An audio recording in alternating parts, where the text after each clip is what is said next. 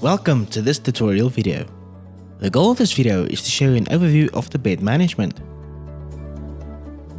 In this video, we will start on a hospital diary screen. Click on a bed management tab on the navigation bar. The bed management screen will open. We will now take a look at the various fields and sections within the bed management screen. Wards are typically categorized into various specialties and named based on the type of care provided.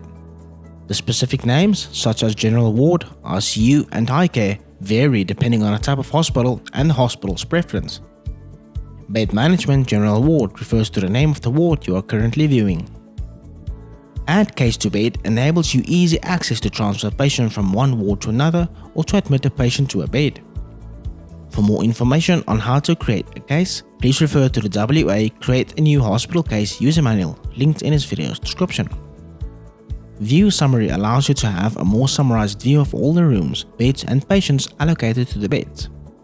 For more information regarding the View Summary screen, please refer to the WA Bed Management View Summary user manual linked in this video's description. Wards List will display a list of all the wards that have been set up for the hospital. Click on a desired ward to view the available beds. Status icons display the percentage of occupancy for each ward and indicate the total number of beds available within each ward, all represented by distinct status icons. Green indicates the availability of beds in the ward, room and bed. Yellow indicates that a bed is out of order and cannot be used. Orange indicates that the bed has been reserved. Purple means the patient will soon be discharged and the bed will become available shortly. Red indicates the bed is currently in use.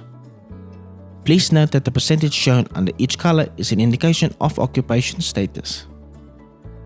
Rooms are located within a ward and each room's arrangement follows the specific room's layout. Various types of rooms can be configured as required. The following information will be displayed within the room. Room 1 indicates the name of the room. Room status icons indicate how many beds are available, out of order, reserved, soon to be discharged, and in use in a specific room. The configuration of beds is crucial for the hospital as it enables the accurate tracking of current admissions and the capacity for additional patients. Every patient must be assigned a bed upon admission and discharged from that bed upon leaving the hospital. An explanation will be given for all the information available on each bed. Click on a status button to see the different statuses the bed can be in. For more information regarding the bed status, please refer to the WA Bed Status user manual linked in this video's description. The yellow Add button allows you to reserve a bed for the patient before they are admitted. For more information on how to reserve a patient to a bed, please refer to the WA Reserve a Bed for a Patient user manual linked in this video's description. Bed 1 advises the name of the bed as well as what kind of bed it is. For more information regarding bed setup and what bed types are, please refer to the Bed Setup user manual linked in this video's description. The green Add button allows you to transfer a case into that specific bed. For more information on how to admit a patient to a bed, please refer to the WA Admit a Patient to a Bed user manual linked in this video's description. Please note that more information will become available once the patient has been admitted to the bed. Gender will be denoted by changing the background color of the bed to pink for female patients and blue for male patients. Case number is a unique number automatically generated by the system when a case is opened for a patient. The Information button, when clicked, will navigate you to the chosen patient's hospital case screen. For more information on a hospital case screen, please refer to the WA Case Management Screen Overview user manual linked in this video's description. The profile photo can be uploaded when a patient is created on the system. For more information on how to upload a patient profile picture, please refer to the Add New Dependents user manual linked in this video's description. Some of the patient's demographic and hospital case information will also be displayed.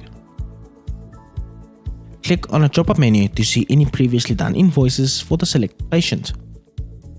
For more information on how to invoice a patient, please refer to the WA Invoicing user manual linked in this video's description. Clinical is a quick and efficient way to access all the clinical information related to the patient. For more information regarding the clinical screen, please refer to the WA Clinical Case Screen Overview user manual linked in this video's description. Patient dashboard will give you quick access to the patient dashboard screen that will display the patient's medical history, vitals, pathology, and doctor's notes. For more information regarding the patient's dashboard, please refer to the patient dashboard user manual linked in this video description. Order meal will allow you to order a patient meal from the bed management screen. Please note that patient meals need to be set up under the meal management tab within the hospital module. Recurring services will enable you to set up any recurring services that the patient may require.